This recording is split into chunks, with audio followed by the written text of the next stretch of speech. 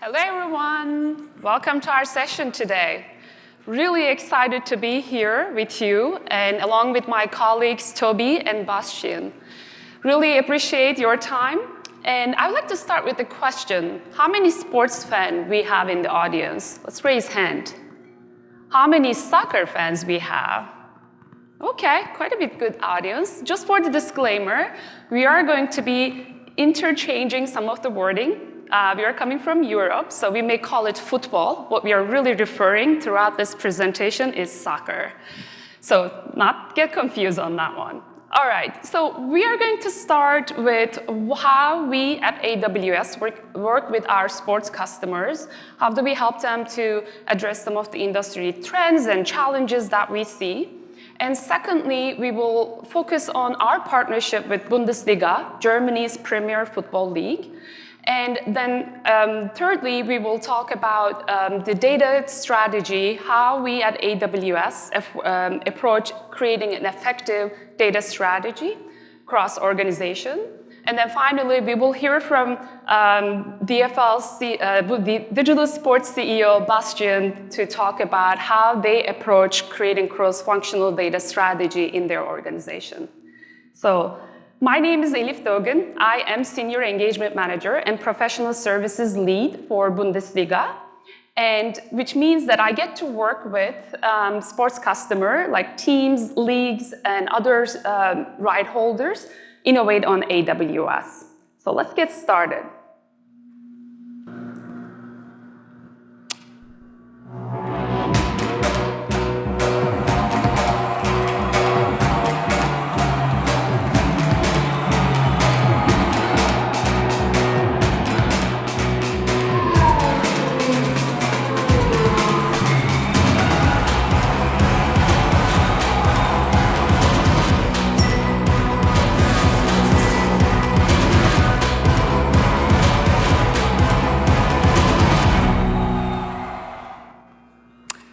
You get a little bit glimpse on how excited and passionate and enthusiastic about our job at AWS. We do a lot of cool stuff with our sports customer.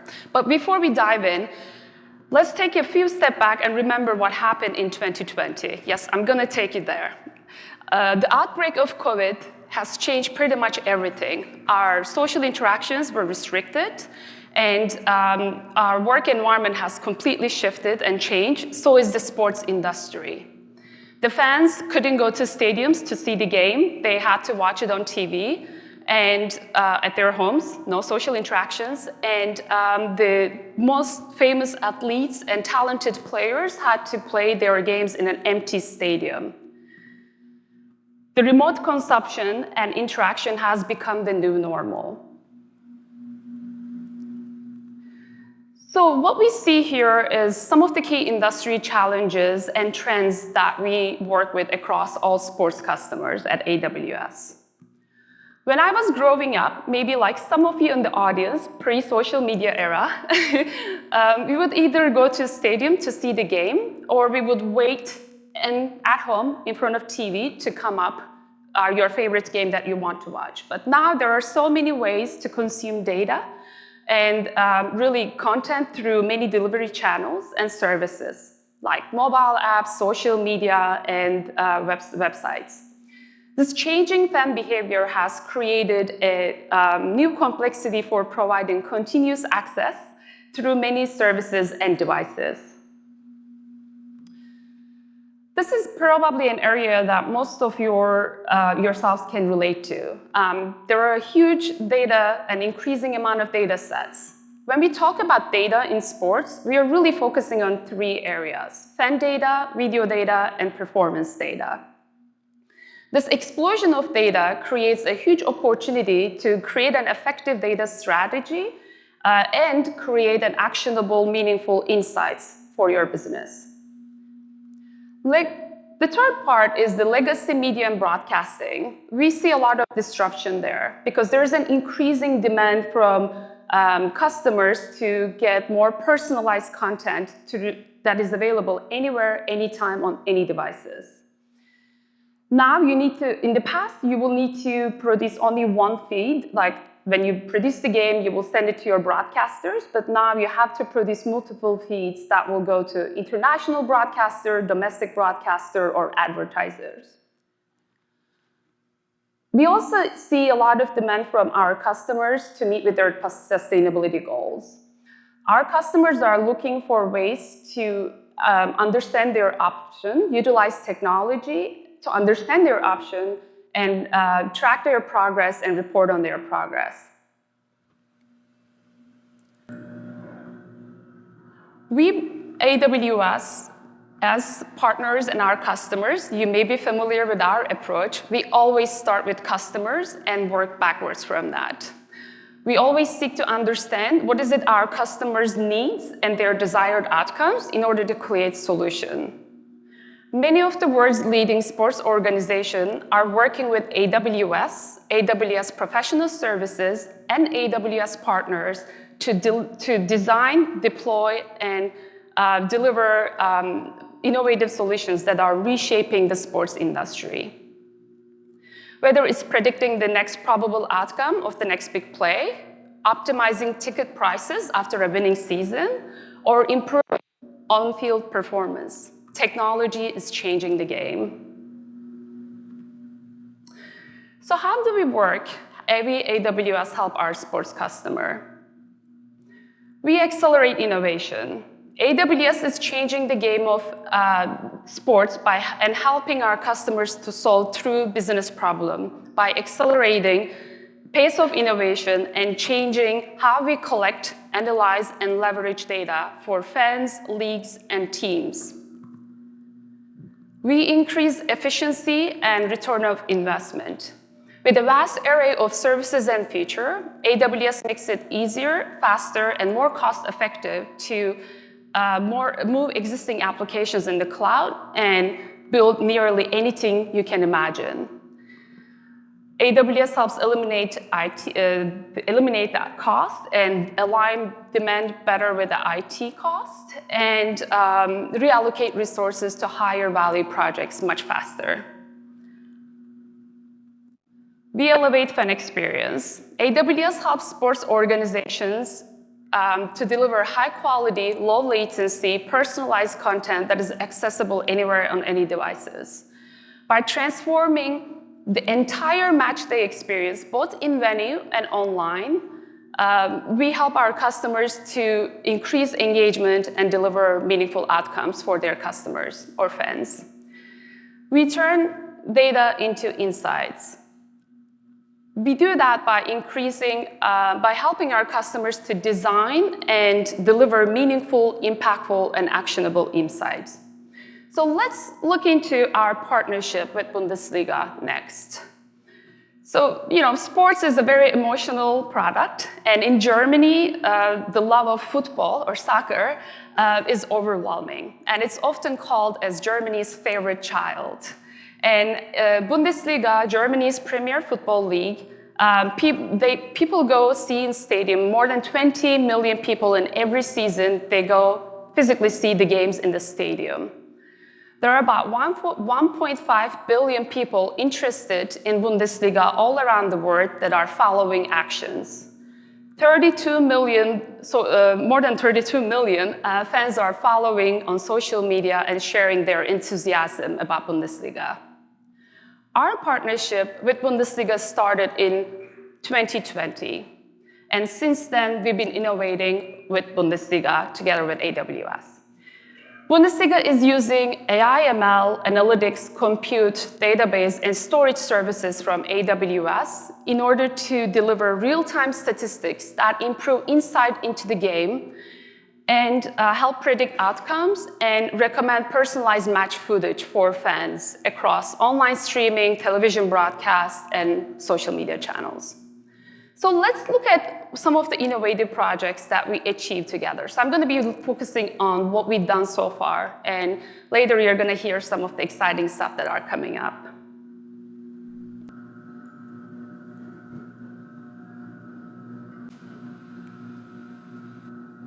Okay.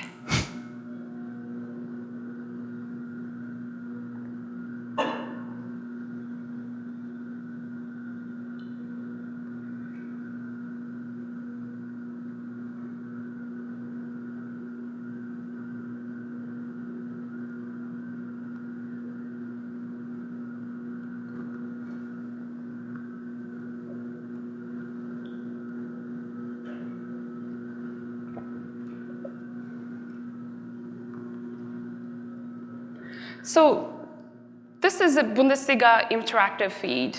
Without a doubt, the top-tier sports products will be more immersive and personalized in order to meet with our fans and customer demands. The interactive feed that you just saw, the experience, how users can interact, is an award-winning product where fans can interact with footage through an overlay. They can switch between games. They can select teams and players that they like to see specific stats. And this is pretty revolutionary, and we won an award.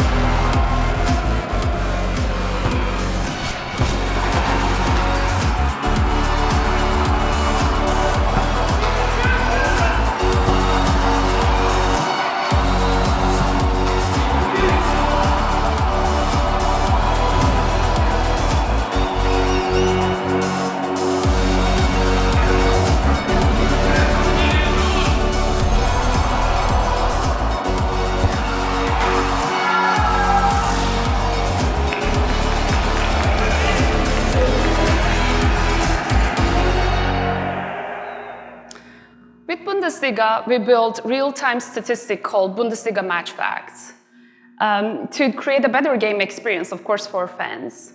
And fans love it.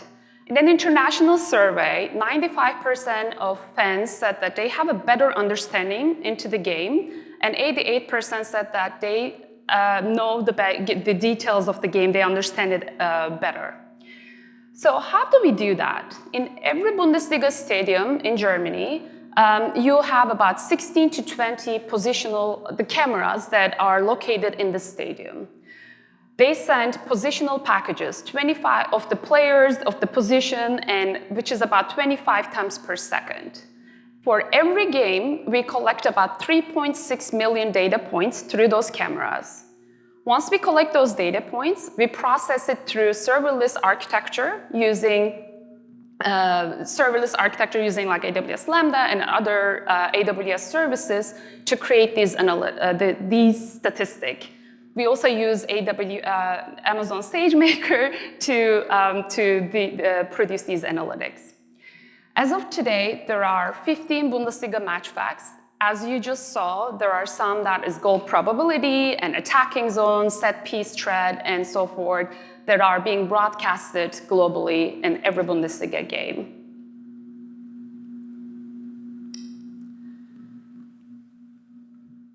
Without a doubt, AI is going to play a very important role in media production and consumption, as we are getting more personalized, and also we are looking for ways to really utilize AI to create automated commentary, automated translations, or maybe producing the game through the robotic cameras that are automatically recorded around the stadiums. So that's already happening, but I'm not going to focus on that. What I like to do is to talk about the consumption piece.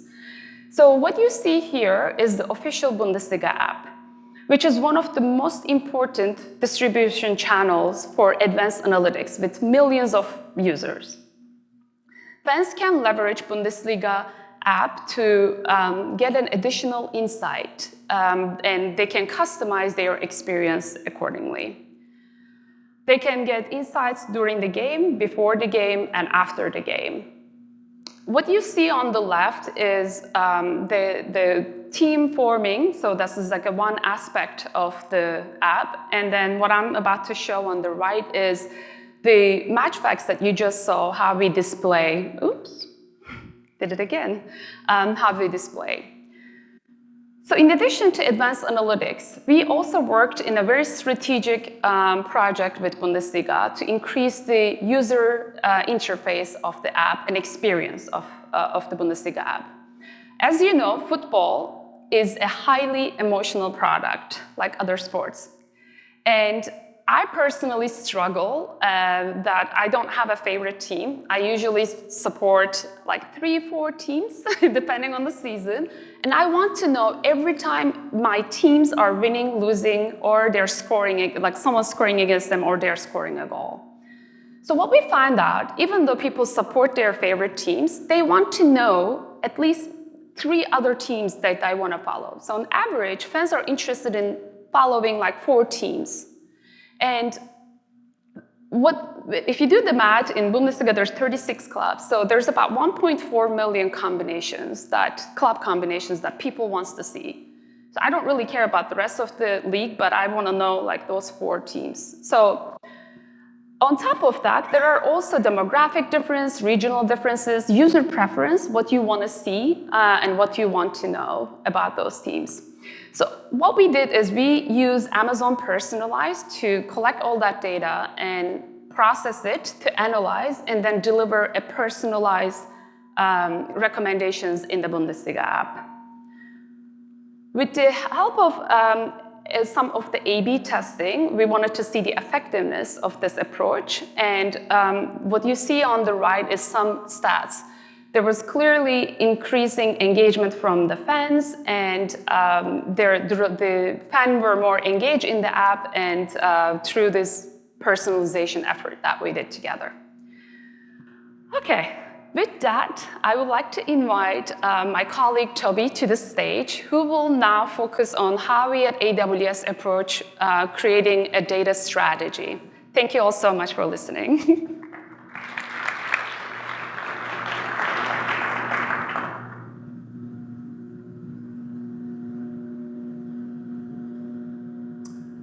So are you facing many challenges when you try to create and implement a data strategy in your organization, and you can't find the right prescriptive guidance to help you with that? I'm here today to walk you through an agile data strategy method that is easy to adopt. My name is Tobias Matern, and I'm a solution architect at AWS. Based on a survey from PwC, highly data-driven organizations are 3 times more likely to report a significant improvement in decision-making. And that's just one of many surveys out there that show that it is valuable for an organization to be data-driven. So the goal is clear. You want to have a data strategy that helps you become more data-driven in your organization. But many organizations already try to be data-driven, and a subset of them also has tried to create a data strategy before. But still, over 60% of organizations report that they don't get value out of their data. So how do you create a data strategy that actually improves your organization? Let's have a look at some of the common challenges that we see when organizations try to create a data strategy. At first, the organizations see a high upfront investment. They see a lot of effort they have to put in before they actually get something out of their data strategy. Next, they create data strategies that are not aligned to the current business objectives, so they are not working backwards from the goals they have right now. And last, mostly the data strategies are focused on technology, and they don't focus also on the other important domains that you have to tackle in your data strategy. So the question is, what is actually a good data strategy, and how do you get there? A good data strategy should have the following 5 characteristics. At the baseline, a data strategy should accelerate your organization in creating value out of data. And the responsibility of your data strategy is to accelerate you. It's not the responsibility of the data strategy to actually create the value. Next, you should always work backwards from your current business objectives so that you make sure that your data strategy actually helps you in achieving those goals. Your data strategy should also be agile because the context, the business context, your capabilities, and your goals, they are changing all the time. So you should also have a data strategy that is able to adapt to those changes. The data strategy should also span multiple domains. It should also tackle mindset, people, processes, and technology. And lastly, the data strategy should end in aligned actions for your organizations, because it's very common that you have many teams involved in being more data-driven, and you want to have those teams aligned across their actions. So now we know what are the characteristics of a good data strategy. But how do you get actually there? How do you accelerate your organization? You should improve your capabilities. And you can start by the following. You can bring all the teams together, and then you're going to assess everything you have right now and also understand where do you want to go to in the future. Then you try to align all those teams and the whole organization to create one strategy that is also focused on the whole organization. And lastly, because this is very exhausting, this should last for 3 years. You already see there are many downsides with this approach. At first, aligning many teams in an organization, that takes a lot of effort. Second, the teams that are involved in that, they don't see direct outcomes from this because the data strategy is in this case focused on the whole organization and it's not focused on a single team. Also, the context, as I mentioned before, is changing all the times. So it's not really realistic that you have a data strategy that lasts for 3 years. So we need to have a different method, a method that helps us to prioritize the capabilities we want to improve next, and that is also aligned to the current objectives. So let's start at the team level this time. We just start with a single team, and this single team, it's going to have some business objectives right now. Working backwards from this team can envision ideas in the domain of data, what they can do next, in direct alignment to their current business objectives. At this point, it's optional that you can also invite an expert from AWS so that this expert helps the team to understand what is actually possible, what are the next ideas, what we could do. Over time, because the team will repeat this, they will be trained to do this on their own. And based on that, based on the ideas that are based on the objectives, the team's going to select capabilities they want to improve next. And for this, you're going to need a catalog. And this catalog can be the cloud adoption framework for AI, machine learning, and generative AI that I will be talking more in detail in a second about. But what's important is that this cycle, the scope of this is just multiple weeks. It's not years. So actually, in each cycle, the team's going to select a small number of capabilities they want to improve. And through that, they're going to see direct short-term outcomes of the data strategy that is also aligned to their current business objectives.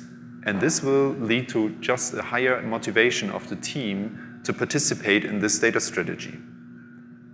And it makes it also easier for the teams to integrate this into their day-to-day business, because they can now integrate that. For example, if those teams work in agile Scrum sprints, they can add that to their sprint planning and could take 1 to 3 sprints as the typical cycle, the typical length for one cycle. As I mentioned before, one option for a catalog of capabilities that you can choose from so that you actually know, okay, what are the capabilities that I could improve next, is the AWS Cloud Adoption Framework for Artificial Intelligence, Machine Learning, and Generative AI. This framework gives you a description of 51 capabilities across 6 domains, naming business, governance, people, security, platform, and operations, so that you can select capabilities from this catalog for, at your team level, what you want to improve next. Additionally, this framework also gives you an opinionated order of capabilities so that you can use this as an inspiration, what could be a good next capability to improve at the team level. So now we have a data strategy method that works at a team level, but how do you scale that to the whole organization? The good thing is, as it starts at a team level, we can now incrementally adopt this data strategy method. So we can select which teams to start with and also add teams later to this method. Then you're going to set up a meeting at the beginning of each cycle where a representative of each team is coming together to talk about which ideas did they envision and also which capabilities they want to improve. By that, they can have sharing of knowledge between the teams, but more importantly, they can understand where do we have dependencies between the teams. Because still, some team might want to improve something where they are dependent on another team. And this is the meeting where they are going to discuss that. At the end of the cycle, you're going to have another meeting where each of the teams are sharing their outcomes. So they can share the capabilities they have improved, the outcomes what they have planned as ideas, and this is going to help other teams to be inspired to also go ahead and select the next capabilities to improve. You can also add some gamification at this point, because if you select a catalog at the base for that, and you have like 51 capabilities, you can set goals like how many of those capabilities have to be improved until one of the teams is getting something special. And by that, your organization is going to accelerate over time, because each team is improving their capabilities, and you're going to add more teams to this process over time. And you can even measure that, because in each cycle, a team is at first creating ideas, and then it's selecting capabilities. Over time, those teams will already reuse capabilities they have improved before. So there will be cycles in the future where a team might not need to improve a capability before they actually can directly go to their ideas and create what they want to create. So that's something that you could measure even. Now you might say, well, but there are some capabilities, for example, setting a North Star for the organization, where the organization wants to be in the future in the domain of being data-driven, that is typically done by a management team. And that's right. And the management team in this method is just one other team like the others.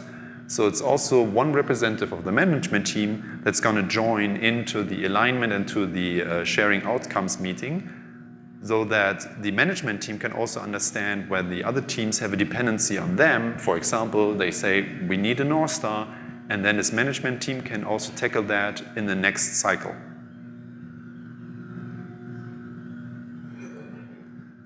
Let's have a look at an example of this method. Let's say we have a website team, and a website team has the current business objective to create a more personalized experience. Based on that, they decide, okay, our idea is to have better segmentation of our users so that we can adapt our website to those segmentations. Next in the method, they go to those catalog of capabilities. And they understand, okay, we already have a tool, or another team has a tool that we can use for this, so we are fine with that. But we don't have a process how we work with that data, and we also lack the skill in the people that they actually know how we can analyze this data. For the skill part, they just decide, okay, we need to go to a course, we need to learn something about how can we analyze the segmentation data.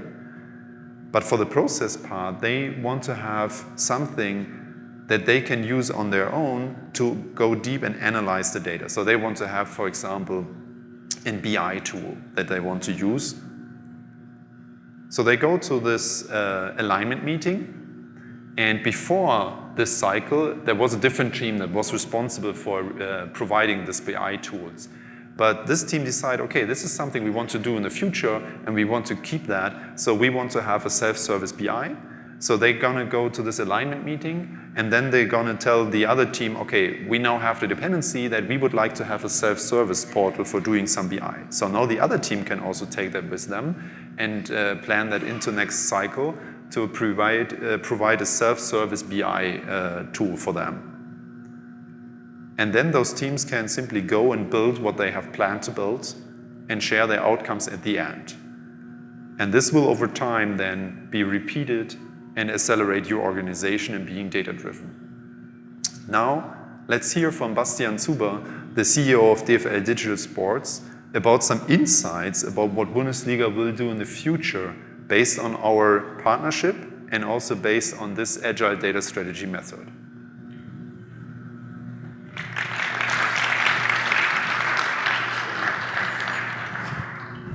Just need to drink some. Sorry. So, hello everyone. Good to see you.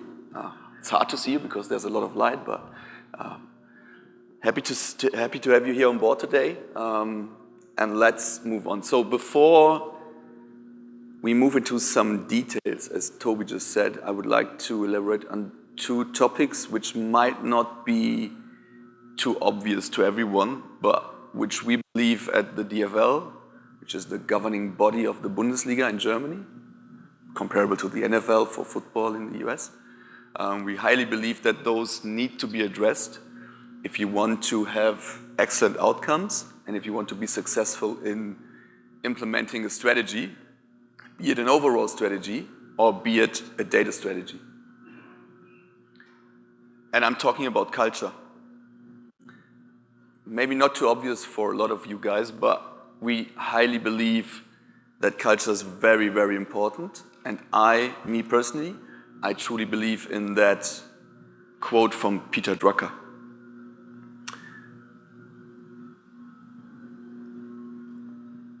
And we also believe in this one, which somehow resonates in our data strategy and in our culture.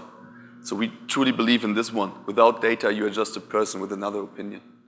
And this is more or less the outcome we have achieved now after 6-7 years. And let me give you some examples of what we have done to what I believe is a successful culture now. So the first thing we have done 7 years ago is we have put the importance of data into our corporate values. So most of you may have some sort of corporate values in your companies, right? Mostly they are on a billboard in the elevator and no one cares about. We do it quite differently. So we have put that into our corporate value and we live that day by day. To enhance that, what have we done as well? 6 years ago, we have put the increasement of our data capabilities end to end as one of our 5 key strategic priorities. So it's not just the billboard and the corporate value that we have put it as one of the 5 key successes and strategy goalposts into our strategy. So this gave the entire team a clear understanding that this is not, talking about data is not for the data guys or it's for the product team, right? It's for everyone in the organization. Everyone has to deal with that. To foster that, we have implemented data-driven frameworks on the one hand. For example, the OKR framework, right? Those of you who are familiar with OKRs, when you do the key results, there need to be measures in there. Objectives, which is data, right? And to get to this data, which is somehow a hypothesis for the future, you have to analyze data from the past, right? And you can't do good key results without being data-driven, no chance. So every one of us needs to be more or less data-driven to derive great key results in the OKR framework. And we have done some, let's say, some lighter things. In our all-hands meeting, there is a data-driven decision section. So every month we come together as the whole team, and some of the guys of the teams just elaborate on what kind of data they have looked at and what were the decisions they have done. Good ones and bad ones, right? Don't always focus on the good ones. You also learn, of course, from the bad ones. There are much more other examples that we have done to just foster a culture which is very data-driven, to strive for excellence in dealing with data and to get the outcomes Eli just said, and to be capable of doing what Toby was referring to. So, the other thing Toby was just referring to, and I think you need to have that, is a North Star or a vision or however you call it. Honestly, I don't care. It's just very important to have it, to give everyone a clear path where we should lead to when we talk about data. And our North Star is we want to become the most fan-centric football league in the world. As Elif said, it is soccer, in this case in the US, but we want to really become that. And how can you become the most fan-centric football league in the world if you don't deal with data, you can't, right? You are up to fail. So therefore, working backwards, like AWS does, we do that as well. We always come from there. We want to become the most fan-centric football league in the world. Give you one example. On a yearly basis, we facilitate surveys with our fans in all our own and operated channels. So own channels, web, app, fantasy, and all the stuff. Operated mainly social channels, where we get up to 20,000 feedbacks per year. So this really, really helps us to understand what the fan needs, what the fan is likes about our products, what he wants or she wants us to get better at. So when I talk about data as a rights holder, there are three core data buckets, I would say. The first one I was just referring to is the fan data, right? So every zero first-party data we get when people interact with our products. The second one is metadata. So we might be a sports league, but we are not only a sports league. We are also a media and entertainment company. The DFL is producing all its games, 600 and more than 600, Bundesliga 1, Bundesliga 2, Super Cup and all this stuff, on our own. We have our own production company. We don't outsource that. And of course, there's other data, not only from the games. We have more than 3,500 digital videos that we produce every year. And we have thousands of photos and graphics that we produce throughout the year. So every asset has its own metadata, right? And what we can do with that, I will show you in a second. And the third one is, Elif was referring to, is the sports data. So every game, 3.6 million data points, a lot of stuff in there which we can use and which we already use. You have seen the stats section in the app, for example. It all derives from the data that is captured in the stadium. And those are the three core data buckets that we have. And we have full control about all of them, because also the sports data is collected by STS, which is a subsidiary of DFL, and it's also not outsourced. So we all have the full control over the entire value chain when producing a game.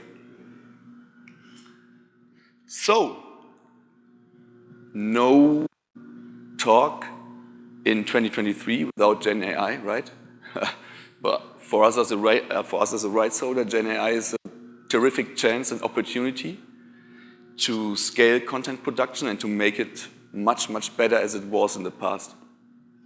And I will give you two examples what we do with data in the field of Gen AI. We produce a lot of articles which are still produced by humans. We're also thinking about how we can create articles which are not produced by humans anymore. But let's take an article, whether it is produced by a human or by Gen AI. And we were thinking about, okay, how can we use the assets, the metadata behind it, and new technology like Gen AI, like AWS Bedrock, Claude from Anthropic, which is integrated there, AWS Recognition, to create something new. And we were thinking about, okay, let's create AI-based stories out of an article. And I will show you in a second what that will look like. There. So, what are we doing here? First of all, we tell the AI to normalize the article, which is in the backend, which means there is HTML and JSON information in there. For the story format, I think I have to click and, no, I have to get back, sorry. It's not a video in there. So for the story format, which you see here on the right, we don't need the JSON and the HTML, right? It would not be very nice for the user out there to read any kind of JSON files within the text that you see there, right? So this is the first thing that we do. The second thing is that we need to tell the system what kind of metadata is needed and what it should create based from an article. There is already the player names in there, there's already the club names in there, and some other information. And let me give you an example of a photo. A photo always has a timestamp, right? And let's take the timestamp will be the 30th of November.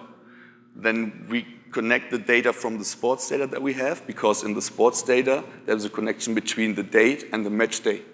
So we can already put the metadata match day 12 to that photo, so it knows when it should create a story out for match day 12, this is a photo it could use because it is for match day 12.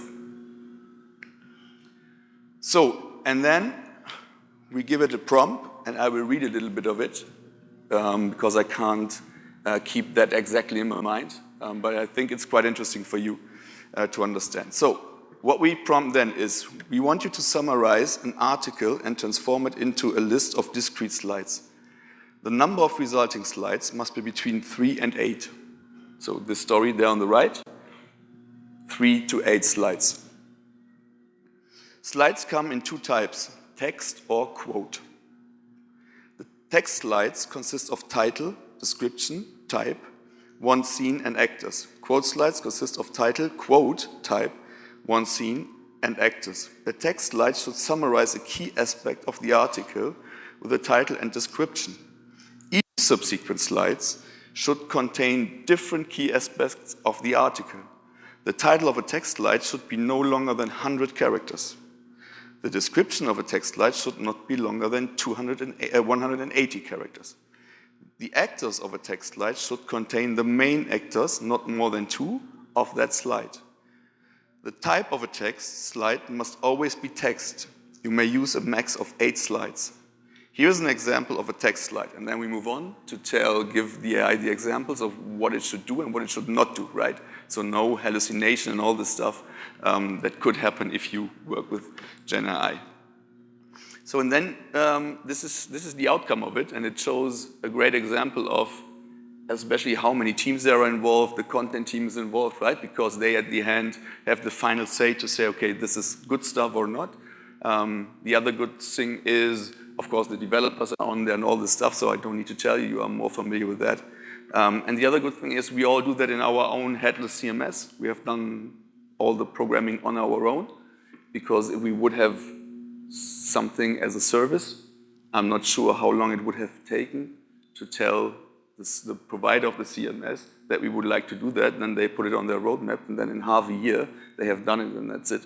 The other good thing is, after all this prompting, you see the outcome. We can just say, no more editing on that, just publish it.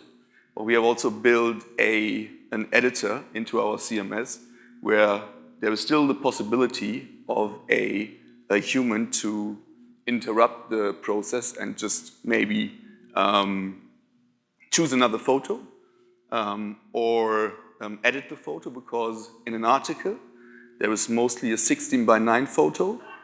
For an app story, of course, you need a 9:16, and the AI creates automatically let's say, the part of the 16:9 photo to a 9:16 photo, which is not always, let's say, at the stage that where we are right now, the perfect fit, to put it that way.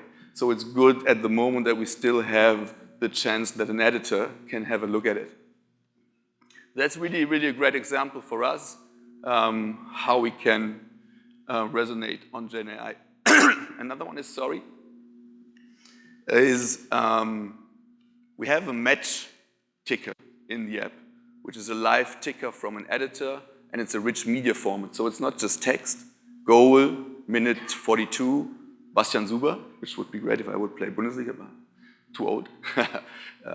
It's a rich media. There is photo in there, there's video in there, there's stats in there, there are the AWS match facts in there, there's graphics in there.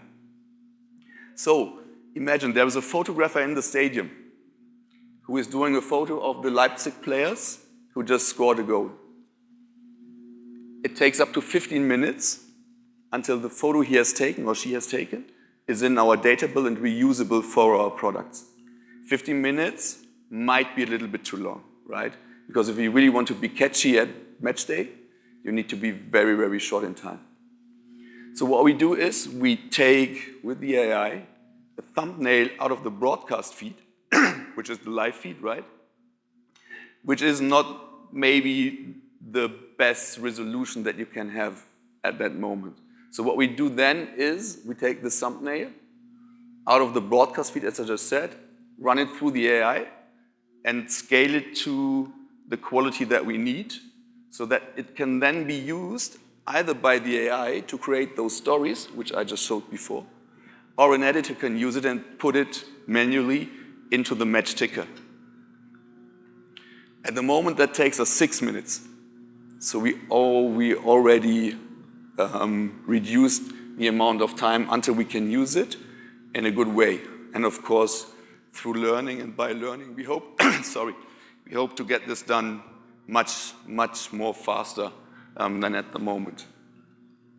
So that's a little bit on how we use data in a different way than some might have expected. But there's also, and I was referring to the fan data stuff, right? And of course, we would love to understand the people that are interested in the Bundesliga. And Elif was just referring to those 1.5 billion. And last season, we saw that more than 1 billion cumulative viewers have watched Bundesliga with our broadcasters.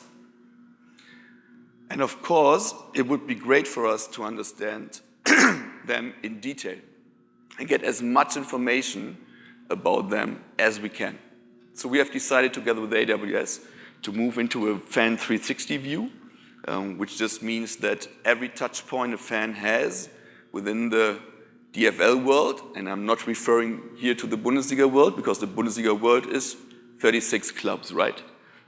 Here at the moment, I'm more referring to the touch points a fan has with Bundesliga products, not with the shop of FC Bayern Munich on fcbayernmunich.com, for example, right? But of course, we are also discussing how we can get into data sharings there. But as I said, we want to go into Fan 360, and of course, we were discussing with AWS how we could use a customer data platform to get into those fan profiles. And there is many more data points than the ones that you see here. Let me give you an example. We could ask either in the app or in our newsletter the fans, who is your locker room mate at 1. FC Cologne? And then we ask questions. Do you like pizza or burger? Do you like Adidas or Nike? And so on and so forth, right? And what is happening with that? Every answer is a new data point in the fan data lake. And every answer gives us more opportunities to understand, this is what this fan really, really likes. And we will use that, of course, to personalize, as Elif just said, and keep on personalizing our offerings to make them more specific to the relevant user. But of course, there's also some sort of a commercialization behind it. And just let me just give you 2 examples of what we mean by direct and indirect. In indirect, for example, is we already have broadcast fans, right? And it would be much more easier for my colleagues at the sales department to go to a respective broadcaster in a specific country and not just explaining them how great this product is, but explaining them how great this product is and that we have 1 million fans in that country of which we know that they are Bundesliga fans, right? Because what does it do? It helps the broadcaster or the OTT partner, however you call it, to decrease their customer acquisition costs, which has a value, right? And on the other hand, for direct monetization, of course, you could think about doing advertisements, or for our commercial partners, it is quite obvious that they say, okay, the more we might know, and we know there are relevant people who are interested in our products, it has a value for us as well, right? So therefore, we will also move more into those fan 360 views, get more information about the fans, and then think about how we can create value out of this data as well, right? So I hope I gave you a good insight into what we at the Bundesliga are doing. They were very short term, very condensed. Of course, we are doing a lot of more stuff with data, and I'm happy to answer any questions via LinkedIn or however you can contact me. So thanks a lot for being part of this session, and I would like to get Toby on stage as well.